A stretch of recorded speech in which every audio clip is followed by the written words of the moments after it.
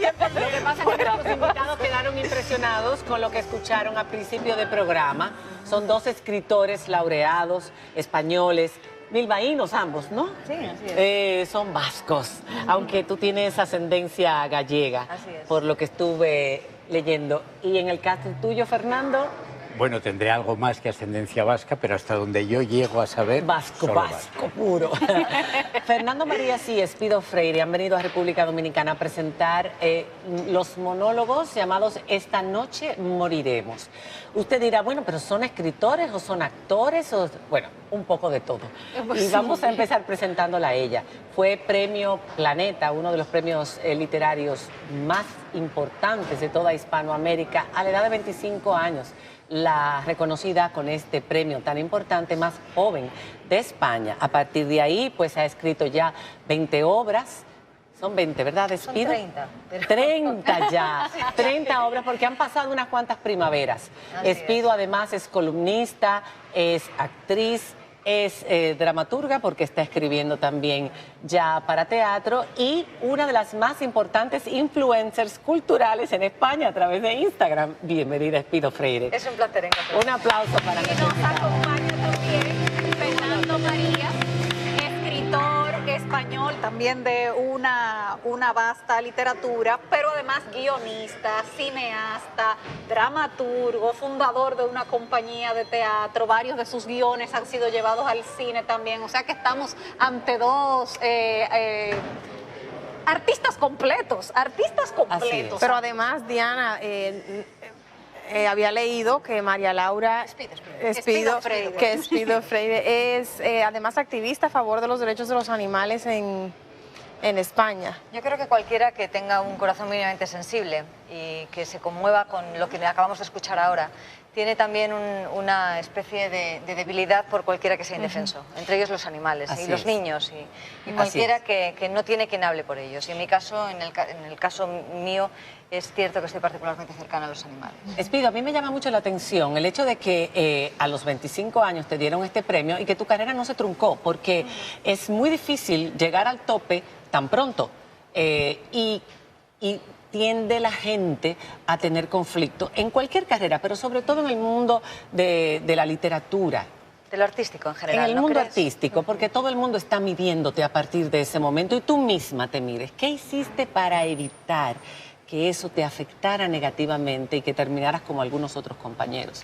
Es algo muy sencillo, es darse cuenta de que ese premio era una novela y no era para mí. Y que además las cartas debían jugarse de tal forma que se fuera el inicio de mi carrera y no el final. Melocotones helados, hay que decir que es la novela, por si acaso usted todavía quiere buscarla. Sí, se acaba de reeditar. Se además. acaba de reeditar, fantástico. Y ahí estaba la clave, mantener una cierta sensatez, una cierta normalidad, continuar estudiando, que es Tan lo que yo continué jovencita. haciendo. Y a partir de ahí el intentar ser lo más coherente posible. Por supuesto, se cometen errores. ¿Quién no los ha cometido, ¿no? A lo largo de una vida profesional?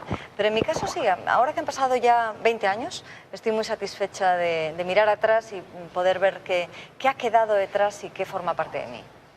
No solamente tenías sensatez a los 25 años para irte, tengo entendido, a Noruega a completar tus estudios y tu formación y seguir escribiendo y no dejarte distraer. Es un premio que además tiene una cantidad de metálico bastante importante, sino que has sido valiente porque has expuesto públicamente a través de 3 obras, 3 ensayos, los conflictos o los problemas o la enfermedad por la que padeciste en una época de tu vida, que en aquel entonces no se conocía mucho, no se sabía tanto de los trastornos alimenticios. En tu caso fue bulimia. Bueno, fue un trastorno no identificado. La verdad es que según va pasando el tiempo vamos sabiendo más acerca de los delicados mecanismos mentales que tiene. Lo más correcto sería hablar de un trastorno de la conducta alimentaria prácticamente sin identificar. ¿Cómo fue? ¿Cuándo? Y en la adolescencia tengo entendido, Sí, en la adolescencia. ya donde tú estabas haciendo otra carrera, cantante lírico. Bueno, las niñas buenas no deben ser demasiado buenas, porque la adolescencia está pensada para romper y está pensada muchas veces para buscarse a una misma. Yo era una niña buena. Y para eso hay que cometer errores. Hay que cometer errores y yo no me perdonaba esos errores. La presión, además, que toda mujer está sufriendo en la sociedad occidental por mantener un canon de belleza determinado, una delgadez y sobre todo una forma de ser, nos pasa factura a muchas de nosotras. En mi caso, por ejemplo, cuando tenía en torno a 15 años, enfermé con ese trastorno en la alimentación.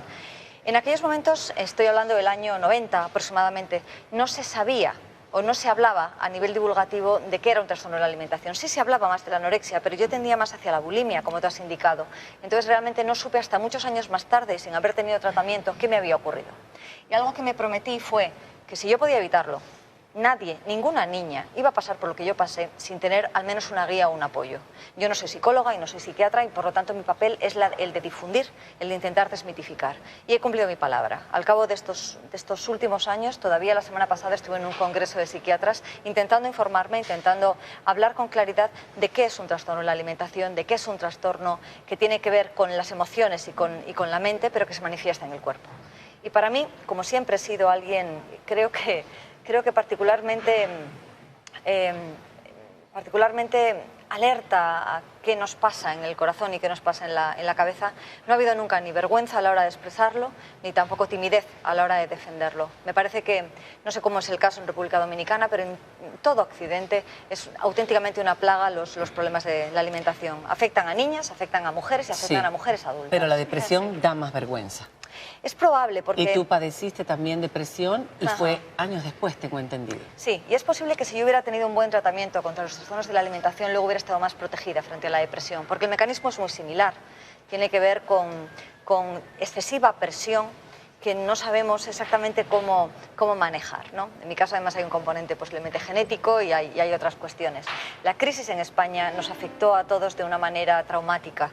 Y quienes nos sentíamos responsables de nosotros mismos, de nuestra carrera, incluso de la de otros, lo vivimos no solamente con responsabilidad, sino también a veces con horror. En mi caso, hace varios años me encontré enferma. De hecho, cuando hice Crisis fue en una ocasión en la que Fernando me esperaba en un congreso, en un festival de literatura fantástica.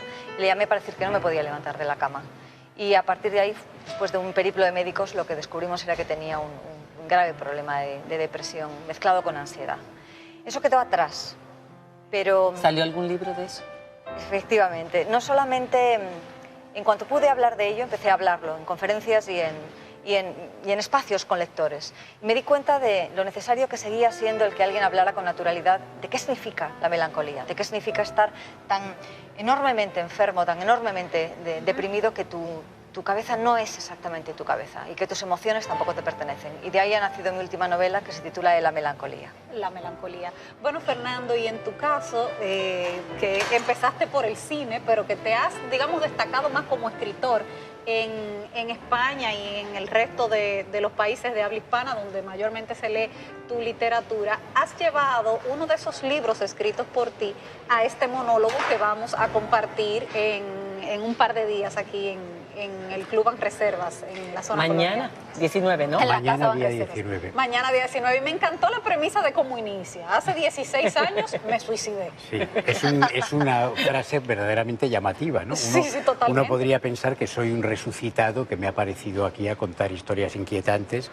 pero no, tiene una explicación. Esa frase es un deseo de impactar y de atraer al lector de entrada. Y la idea de convertirla en monólogo, yo creo que proviene un poco de la inquietud que siempre me ha caracterizado. Yo soy una persona muy inquieta, me gusta mucho lo que hago, amo el hecho de escribir, creo que cuando más feliz soy es cuando estoy escribiendo, pero a veces tengo la sensación de que el proceso natural de la escritura, que supone escribir un libro, editarlo, promocionarlo, moverlo por distintas ciudades, etcétera, etcétera, es algo que ya he hecho muchas veces. Sin embargo, el hecho de ponerme en un escenario ante el público es algo que no había hecho nunca. Yo desde niño siempre soñé con ser actor, nunca me atreví a serlo. ¿Esta es la primera vez entonces? Esta es la primera Y vez. además interpretando uno de tus personajes. Y además interpretando una curiosa mezcla entre mi personaje, yo mismo, una cosa bastante peculiar. Pero esa excitación que surgió en un momento, la posibilidad, en colaboración con Espido, es un proyecto de ambos, de sentir eso tan especial, de notar cómo se apagan las luces, escuchas afuera el rumor del público que ya está instalado y tú debes salir a empezar a contar una historia, es algo que es fascinante, es maravilloso. Yo quería sentirlo, siempre quise sentirlo y gracias a este proyecto lo puedo hacer. Vamos a invitar a las organizadoras precisamente de este maravilloso proyecto. Estamos hablando de Gabriela Llanos y de Lidia Ortega. Bienvenidas. Pasen, chicas.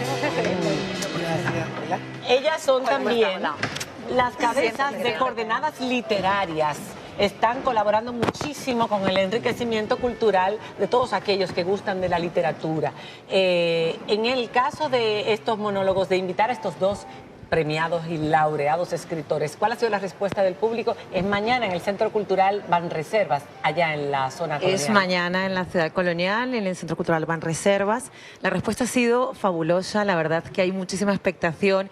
Muchas de los clubes de lectura les conocían por el viaje que hicimos, el famoso viaje del Madrid de las Letras. Uy, sí. Y la Granada de Lorca. Ese Que ellos esos fueron nuestros anfitriones, y la verdad es que seguimos con nuestra intención ferviente de que no vamos a cesar de poner a todo el mundo a leer. Yo creo que esa es nuestra manera de cambiar las cosas, porque leer realmente es lo que nos hace. Y abordar la literatura de una forma distinta. O sea, el lector que conoce a los autores, los ve actuando, siente esa pasión por leer y la pasión por la palabra.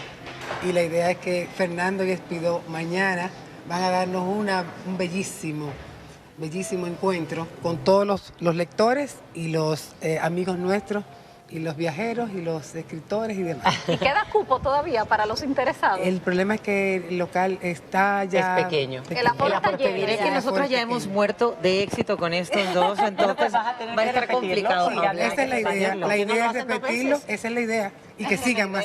Pero hay algo interesante antes de irnos y de darle el saludo a la Navidad con mi conjunto Quisqueya, mis chicos que están ahí, es que aquí hay una chica joven, ella es millennial, ella es una periodista, abogada, perdón, pero usa el Instagram también en la misma forma que lo estás usando tú. Y yo dije, es perfecto, porque yo quería preguntar, tú lo haces conscientemente, se ha convertido en influencer, y eso es muy difícil que un escritor, de hecho los escritores o los intelectuales entienden que el Instagram puede ser una herramienta a un tanto frívola, no como el Twitter, porque el Twitter es opinión, pero en el Instagram que hay que poner fotos y que hay que poner cosas bonitas. Entonces, ¿por qué tú entiendes que para un escritor hoy día, sobre todo hoy día, es una herramienta sumamente importante? Bueno, yo creo que más que una influencer soy una prescriptora. Es decir, creo que tengo una cierta capacidad de afectar, de recomendar o de influir en los seguidores que tengo, que algunos son lectores y otros no.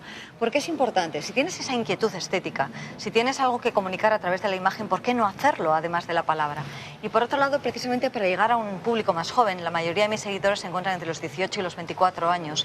El lenguaje que ellos entienden a la perfección, que incluso nos superan en ellos, es el audiovisual.